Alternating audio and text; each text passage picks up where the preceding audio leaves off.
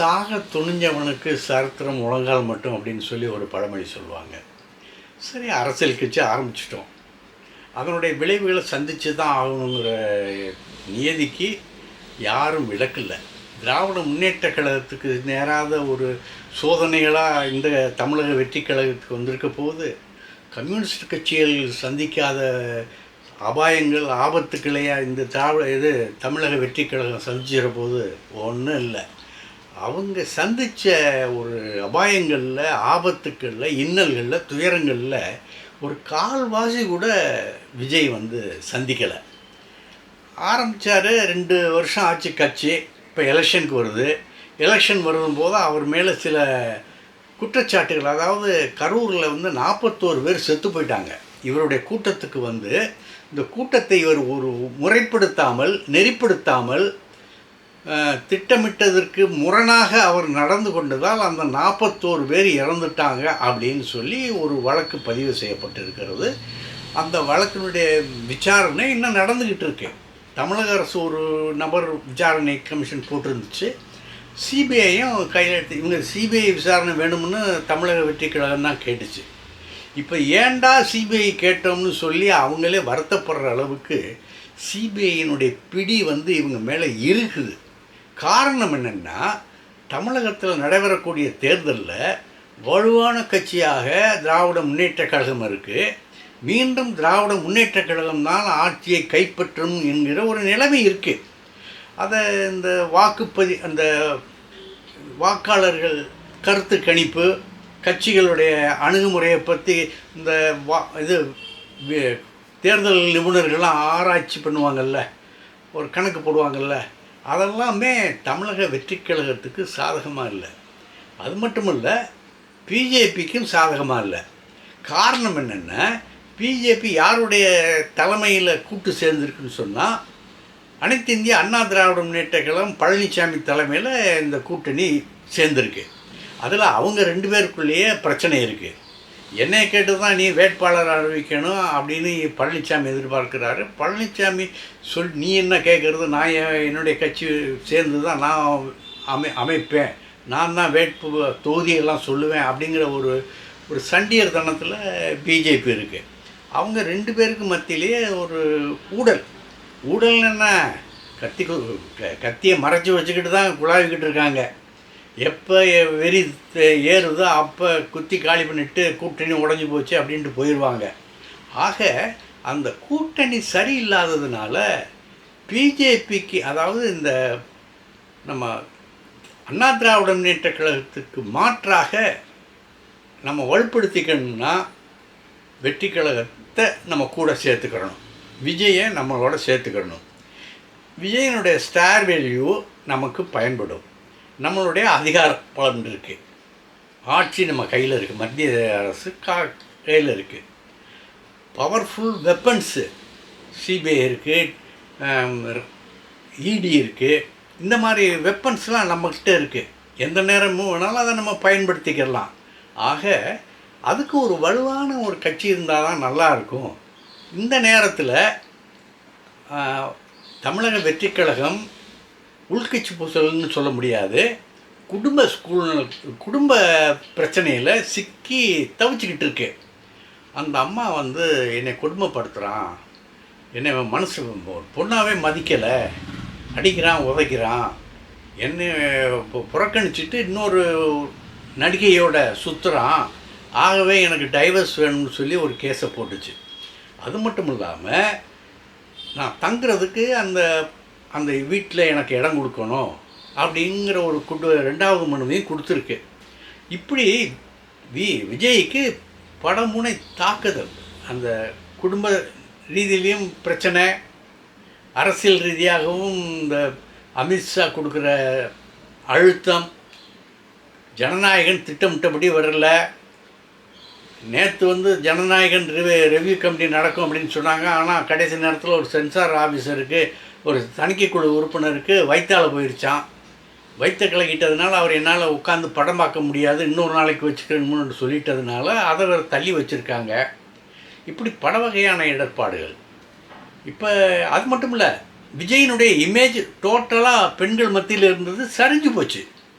என்னைக்கு அவர் அகோரம் வீட்டு கல்யாணத்துக்கு திரிசாவை கூட்டிகிட்டு பொண்ணு மாப்பிள்ளை மாதிரி இவர் வந்தாரோ அந்த அவர் மேலே இருந்த நம்பிக்கையே மக்கள் மத்தியில் இருந்தது போயிடுச்சு. இவர் ஒரு மாற்று சக்தியாக வருவார் அப்படிங்கிற ஒரு பயம் கூட சிலருக்கு இருந்தது. ஆனால் அந்த பயத்தை பூரா இவருடைய நடவடிக்கையினாலேயே காலி பண்ணிட்டார்.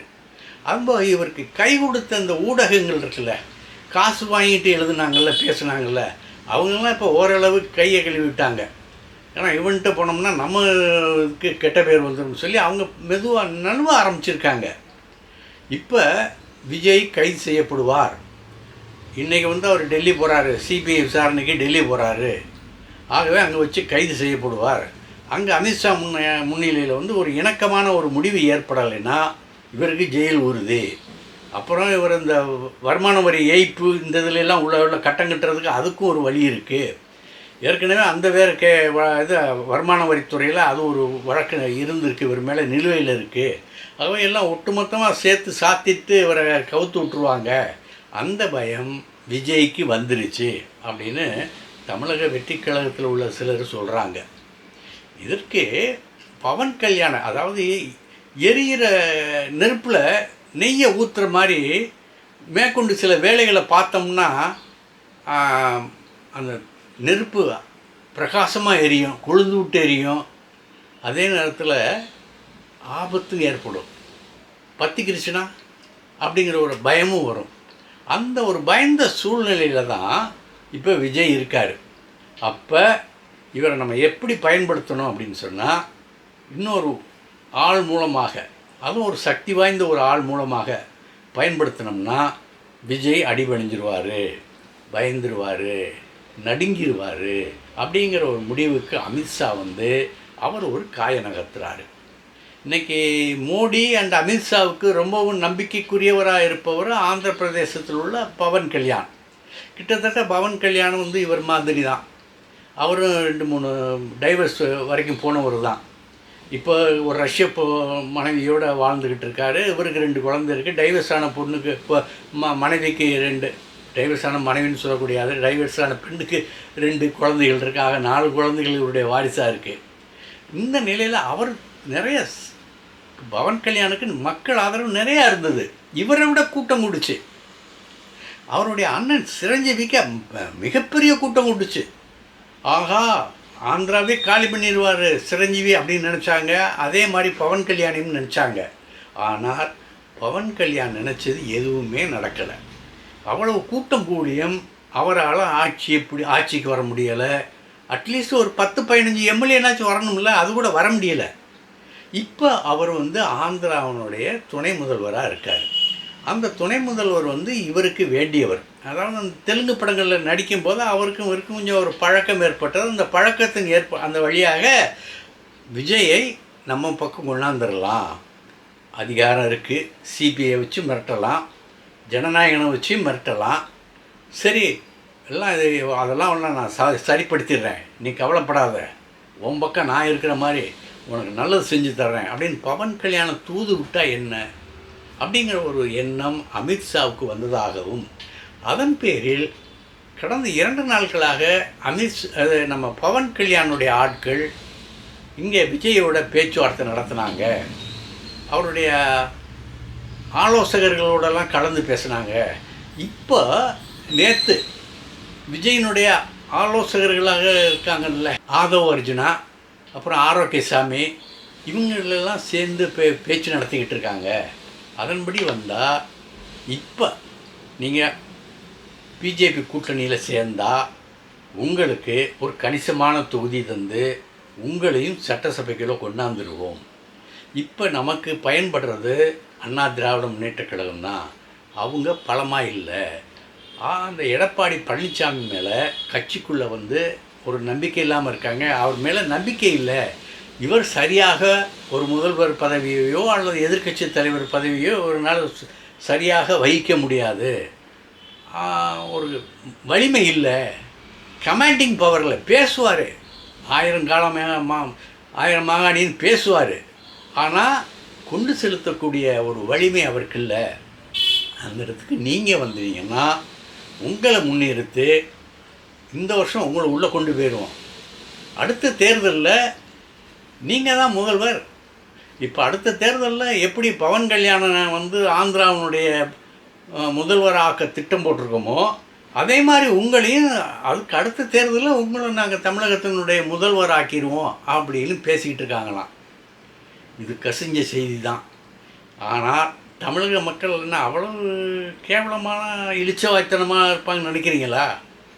நீ என்னைக்கு கட்டின மனைவிக்கு துரோகம் பண்ணி ஒரு நடிகையோடு நீ பகிரங்கமாக ஒரு கல்யாண வீட்டுக்கு வந்தியோ அப்போவே உன் மீது நம்பிக்கை போயிடுச்சு.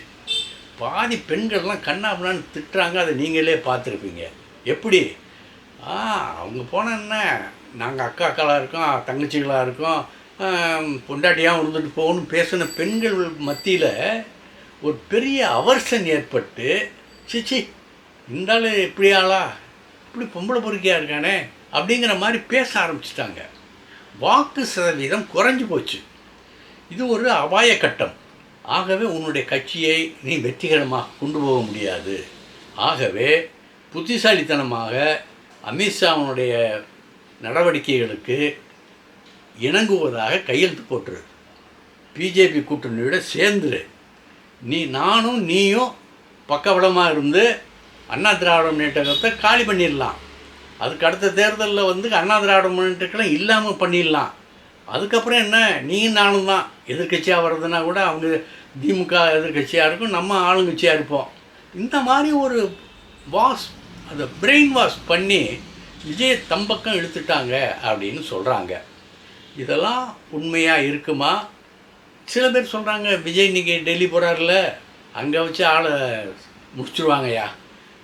எனக்கு இல்லை திகார் ரெண்டில் ஒன்று. இதுதான் உன்னுடைய அரசியல் பயணத்தினுடைய கடைசி கட்டமாக இருக்கும். எப்படி கெஜ்ரிவாலை நாங்கள் கவுத்தி அவரை ஒன்றும் இல்லாமல் பண்ணணுமோ அதே மாதிரி ஒன்றையும் பண்ணிடுவோம் அப்படின்னு பயமுறுத்துகிறாங்களாம். இது எந்த அளவுக்கு உண்மைன்னு தெரியல. ஆனால் அரசியலில் எதுவும் நடக்கும்.